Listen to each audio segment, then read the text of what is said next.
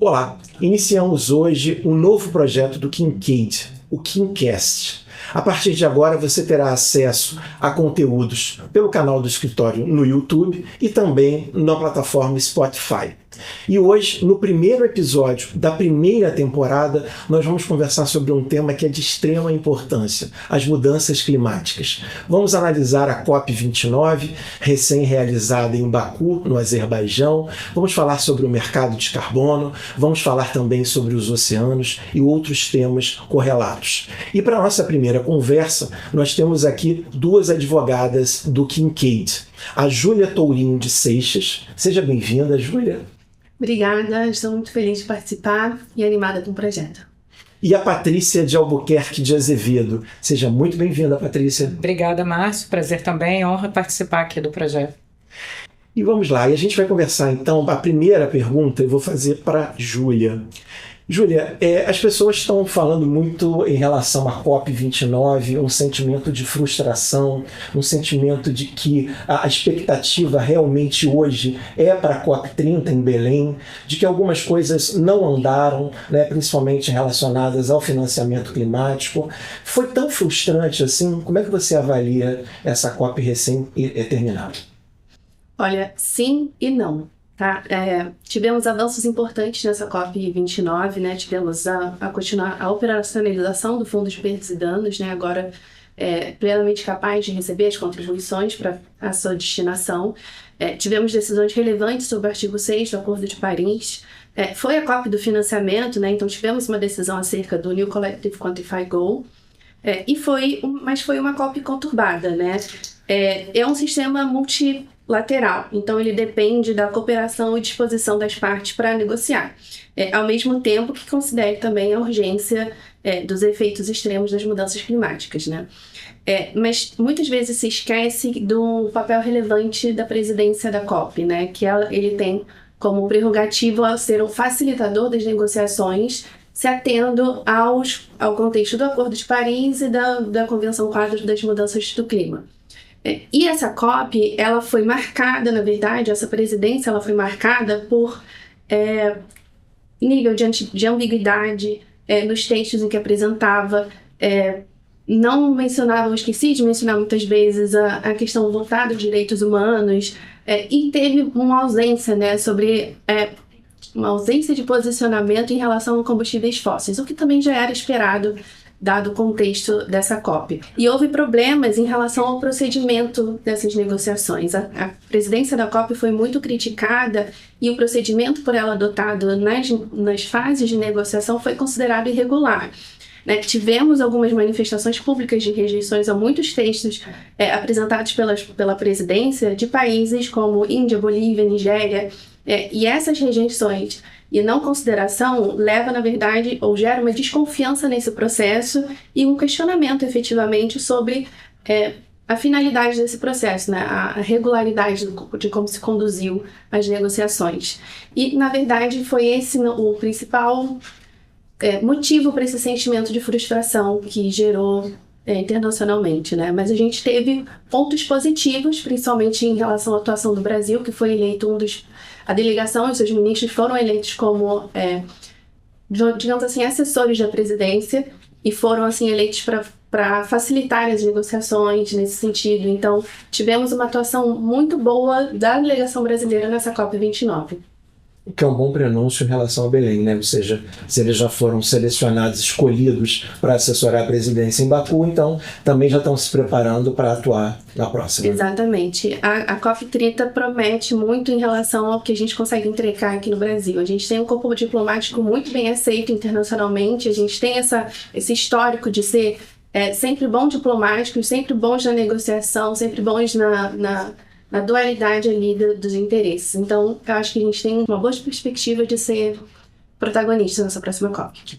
Se eu pudesse adicionar, eu vou adicionar só um ponto mais macro, é que, na verdade, a frustração vem muito da necessidade da urgência das soluções das mudanças climáticas, mas, por outro lado, os nossos mecanismos multilaterais, eles têm procedimentos. Então, acho que a gente tem esse desafio, propriamente, de como você adequar o sistema atual vigente vis-à-vis uma urgência que a gente nunca viu antes. Então, acho que essa sensação sensação de frustração, não é que os trabalhos não andaram, andaram, em alguns pontos andaram, mas talvez não na velocidade de que de fato é a necessidade. Perfeito. Isso faz todo sentido. Júlia, eu queria que você falasse um pouquinho do artigo 6 do Acordo de Paris. Começasse explicando o que é esse artigo e também o que andou, porque esse é um dos destaques quando as pessoas fazem algum elogio ao COP29, é justamente esse destravar, né, de negociação e logo na abertura da conferência. Né? Como você viu isso? Vou voltar então um pouquinho ao que é o artigo 6 do Acordo de Paris, né? A gente tem o artigo 6.2 que fala da cooperação por meio de transferência de resultados de mitigação transferidos internacionalmente, que são os ITMOs. Então, você consegue, de forma multilateral ou bilateral, transferir esses resultados de mitigação para que os demais países ou os outros países que estão recebendo aquele resultado consigam alcançar as suas NDCs. O artigo 6.2 ele já tem uma atuação hoje, ele já está em prática hoje, mas depende ainda de algumas decisões para que ele consiga ganhar sua força total, né, sua potência. E temos o artigo 6.4, que efetivamente é a geração de créditos de carbono, digamos assim, né, que podem ser eventualmente gerados para serem uma ITMO e aí o país conseguir alcançar sua NDC, mas ele também pode ser compensado de uma outra forma. E o que tivemos logo no primeiro dia foi uma decisão em relação a questões de metodologia, tá? E foi reconhecido, então, dois aspectos em relação ao órgão supervisor desse mecanismo, que é o SBM, vou dizer essa sigla.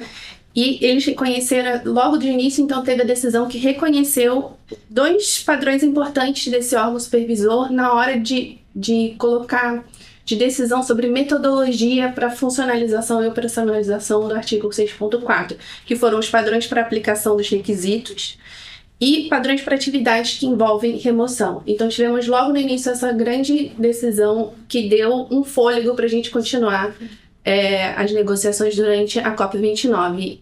Mas assim, tivemos ao longo dessas 2 semanas várias idas e vindas de texto e, de novo, uma atuação um pouco conturbada da presidência.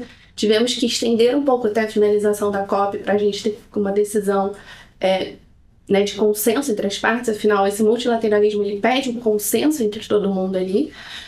Mas saímos esse texto. Tivemos esse texto do artigo 6.2, do 6.4 e também do 6.8, que fala de mecanismos não mercadológicos. Né? E aí ele foge um pouco desse espectro de mercado, mas ele trouxe questões relevantes sobre direitos humanos, direitos dos indigenistas, enfim. Muitos avanços nesse artigo 6º do Acordo de Paris. Isso é importante também, que a gente tem que ressaltar e destacar. Né? Patrícia, eu queria falar um pouco com você sobre financiamento. Uhum. Né?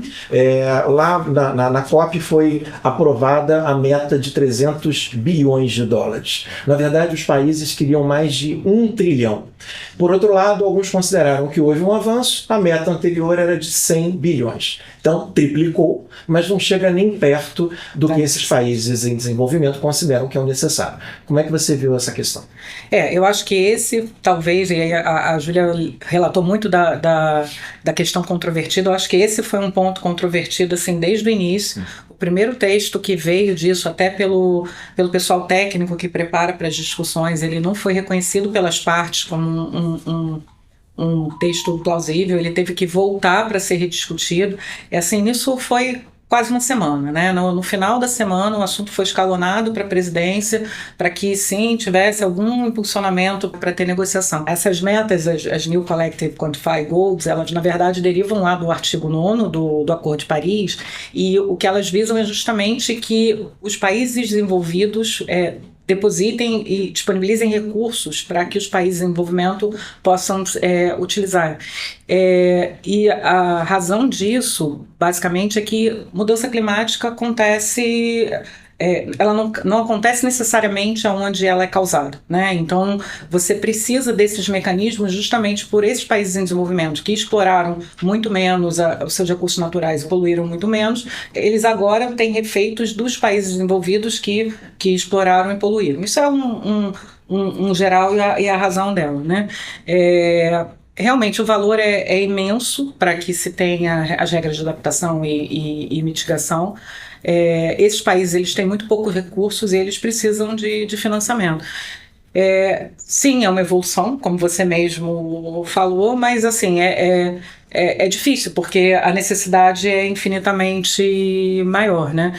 E eu acho que a discussão não foi só em relação ao valor propriamente dito, né? E o que foi decidido lá, ele ficou numa decisão meio vaga, do que está ali lá no rascunho final, né, da própria decisão. Ela é uma decisão vaga, que as partes devem concordar em atingir 1,3 trilhão até 2035. Enfim, é um assunto que vai voltar para a pauta da COP 2030. Ele inclusive diz na própria decisão.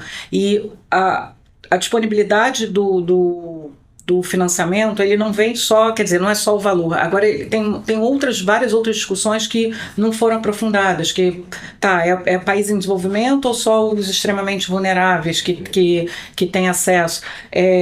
A decisão fala também em reduzir custo de capital. Esses países, normalmente, eles têm um custo de capital grandes, atrelados até ao próprio risco político, de pagamento, etc. e tal. Então, também é um contrassenso que precisa ser adaptado. O próprio mecanismo dos bancos multilaterais ou dos bancos de desenvolvimento, eles precisam ser adaptados, porque são políticas diferentes em relação a próprio financiamento, variação cambial, enfim, tem milhões de outras coisas relacionadas a esse próprio financiamento que não foram considerados. E um outro ponto também é que aqui que teve quer dizer, a decisão foi colocada como se fosse consenso, mas a Índia, acompanhado de outros países, depois protestaram dizendo que aquele não era um entendimento de um consenso deles. Então, assim, muito conturbado, eu acho que talvez tenha sido dos itens mais conturbados, e que eles estão... o tema vai voltar para a pauta, né? Eles criaram o que eles chamam de Rota Baku-Belém 2030. Então, é possível que esse tema venha na COP. Possível não, bem provável que o tema venha na COP seguinte, né? Bem importante. Júlia, a gente sabe a importância dos oceanos, né? Cada vez mais a gente olha para os oceanos em relação tanto ao aquecimento global, às mudanças climáticas. O que a gente viu na COP29 foi o aumento da importância das discussões sobre eles, inclusive com a criação de um pavilhão, né, para que os negociadores, os representantes dos países falassem sobre o tema. Como é que você viu uma entrada, digamos, um pouco mais consistente, concreta desse tema na conferência?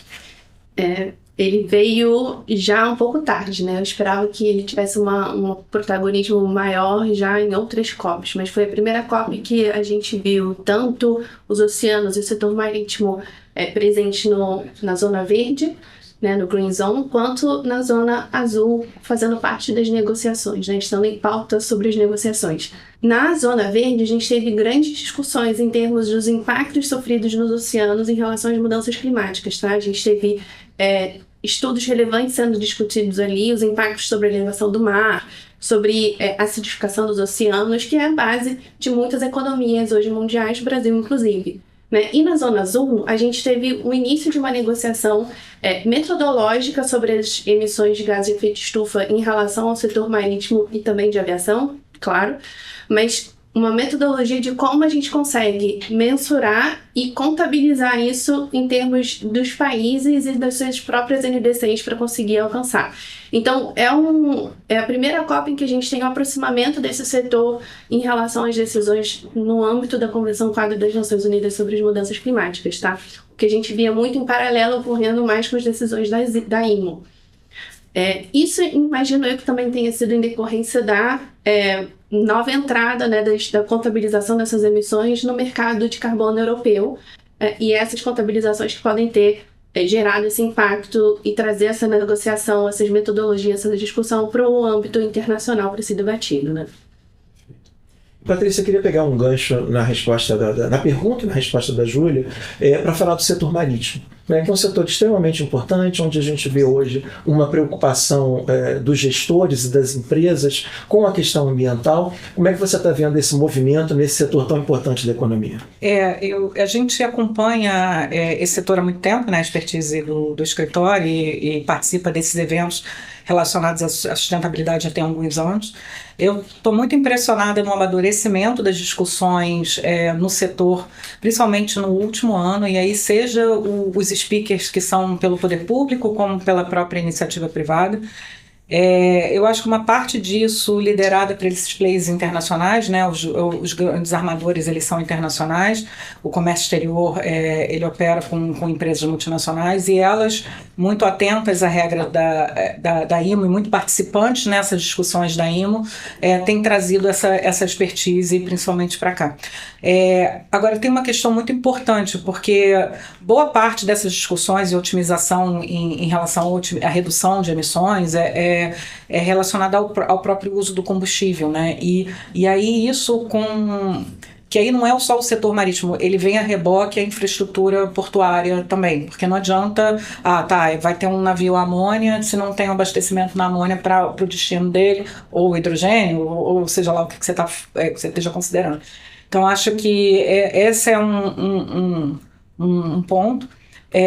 Para os players nacionais, assim, a gente tem as embarcações que operam só aqui no Brasil, e aí você não tem essa questão internacional de porte, embora tenha questões de disponibilidade e abastecimento também, mas a gente tem no Brasil etanol, né? Então, a gente vê, por exemplo, alguns clientes considerando construções de embarcações ou adaptações de embarcações ao próprio etanol, e ver também o BNDES muito receptivo a ouvir esses projetos, né? Que o setor ele tem uma possibilidade de redução de custo de capital grande com um adicional de frete de marinha mercante. Então, acaba que se esses projetos qualificam dentro do BNDES, é uma possibilidade, pelo menos para apoio portuário, apoio marítimo, que é uma navegação mais, ou até mesmo cabotagem, que é uma navegação local dentro do país, ela possa ter um custo de capital melhor para reduzir emissões. E também, assim, não posso deixar de falar, tem uma startup de pessoas que são amigas aqui do escritório, os clientes, que na verdade estão considerando até desenvolvimento de software para otimizar a redução em função de previsão de clima, rota. Então, assim, essas soluções tecnológicas também, elas estão começando a aparecer, né? Eu acho que essa cooperação e principalmente esse diálogo que dá para os eventos que a gente participa, a gente vê integrantes de ANTAC, Marinha, da própria ANP, esse fórum e setor privado, BNDES, esse diálogo faz essas ideias alargarem e contaminarem, né? Eu acho assim, eu tenho esperança de que a gente consiga, até domesticamente mesmo, algumas reduções importantes. Assim. Só nesse ponto, bem lembrada, a Patrícia trouxe, né, o impacto nos portos. Eles são hoje os mais impactados também com o nível da elevação do mar hoje em dia, então isso é uma grande preocupação no setor portuário hoje, em relação aos efeitos das mudanças climáticas, mas eles têm um grande potencial de se tornarem hubs tanto de transição energética quanto de fatores de descarbonização, né? Porque ele atende efetivamente, claro, o setor marítimo, mas também o setor ferroviário, rodoviário, tudo isso está conectado ao porto. Então ele tem, além disso, também grande capacidade de ser, por exemplo, um grande armazenador de energia renovável. Se a gente fala aqui de hidrogênio, ele tem o porte necessário para se tornar um grande armazenador e por conseguinte, né, facilitar o processo de descarbonização da indústria marítima, ferroviária, portuária, rodoviária, etc. Muito bom. Júlia, eu queria falar agora sobre a nova meta climática brasileira, né? A NDC, que foi anunciada pouco antes do início da COP. Eu até fiz umas anotações aqui, o compromisso de implementar ações que em 2035 o país emita entre 850 milhões e 1 bilhão de toneladas de gás carbônico, equivalente a um corte entre 59% e 67%. Alguns elogiaram, outros criticaram. Então, como sempre, é uma questão polêmica. Como é que você viu a nova NDC brasileira? Bom, ela pode ser entendida, sim, de um lado como um avanço, né? Afinal de contas, a gente aumentou o nosso percentual aí de perspectiva para redução das emissões de gases de efeito estufa, se comparados ao ano de 2005, né? Mas a gente teve, no fim das contas, uma postergação desse dia, né? Dessa data, porque antes era não se falou de 2027, não se falou de 2030. O que ficam, quais são as metas para esses anos que já estão mais próximos, né? Então, agora estabeleceu uma meta para 2035. A NDC, ela fala, assim, sobre o Pacto de Transformação Ecológica, que é um programa que já foi anunciado pelo governo em outras COPs, fala sobre o Fundo Clima, fala sobre o Plano Clima, enfim, tem muitas integrações ali e meios de se alcançar essa meta. Mas ela deixou de fora alguns outros pontos relevantes, como o desmatamento, que o presidente já tinha mencionado a meta de desmatamento zero, né? E a gente tem uma perspectiva, saiu um estudo de que se a gente zerasse o desmatamento até 2027, a gente alcançaria a nossa meta de redução de emissões até 2027. Então, por que ele está fora hoje da nossa NDC, né? Também não foi tratado com mais veemência a questão dos combustíveis fósseis. Qual é o planejamento do governo em relação a isso, considerando a nossa nova NDC, né? Então, isso tudo ficou um pouco de fora e por isso que deixou essa ambiguidade de alguns contra, outros a favor, porque trouxe elementos relevantes que efetivamente podem contribuir para uma descarbonização ou para uma redução de emissões de gases de efeito estufa, mas deixou de fora alguns elementos relevantes que contribuem para as emissões. Então, temos essa disparidade. E, Júlia, no cômputo geral, você considera a sua avaliação que efetivamente houve um avanço? Eu entendo que houve sim um avanço, estamos falando de mais elementos, né? A gente trouxe mais elementos à mesa, mas ainda está um pouco aquém do que deveria ser se a gente considerar a emergência climática, a situação que a gente está hoje em dia. Então, a gente espera muito e a gente tem recebido meio para pouco. Então, a gente precisa alinhar essas expectativas com a entrega. Sim. Patrícia, queria te ouvir sobre o PL 182 de 2024, que cria o mercado de carbono no Brasil, aprovado pelo Congresso, que seguiu para a sanção do presidente. Qual a sua avaliação sobre ele? Eu acho que assim, eu vou ser bem ampla aqui, que eu acho que isso daria uma outra conversa nossa só sobre o PL, e ressaltar que foi uma boa resposta de uma coordenação brasileira em alinhamento com as decisões da COP, né? Porque a gente tinha textos em paralelo sendo avaliados pelo Congresso, Câmara e Senado, eles estavam se cruzando, se aprovou um e a gente tem um modelo, pode não ser perfeito, mas pelo menos tem um aprovado, né? E ele é absolutamente fundamental porque é nele que vão ter as reduções brasileiras que vão dar suporte para os compromissos do Brasil no âmbito do Acordo de Paris. Então, acho que se tem algum grande ponto positivo, na minha visão, aí, principalmente quem conhece o Brasil há um bom tempo, esse alinhamento da prática interna com o que está sendo feito internacional, né? O projeto ele cria um ambiente de negociação onde as reduções e remoções de gases de efeito estufa da atmosfera, que são quantificadas dentro de metodologias aplicáveis, elas geram um ativo que possam ser negociadas com outros players que não foram capazes de reduzir e que precisam compensar. Tá? Então, na verdade, o mercado ele é um mecanismo para... É um mecanismo de financiamento para essa transição energética, é uma forma de transferir esse custo para a iniciativa privada e para as próprias empresas, aonde elas mesmas, sendo passíveis de cumprir as metas, conseguem ou precisam comprar ativos para poder compensar. É fundamental, tá? Porque eu acho que a outra metodologia aplicável seria por tributação, e eu acho que o país da gente não aceita mais acréscimo de tributação.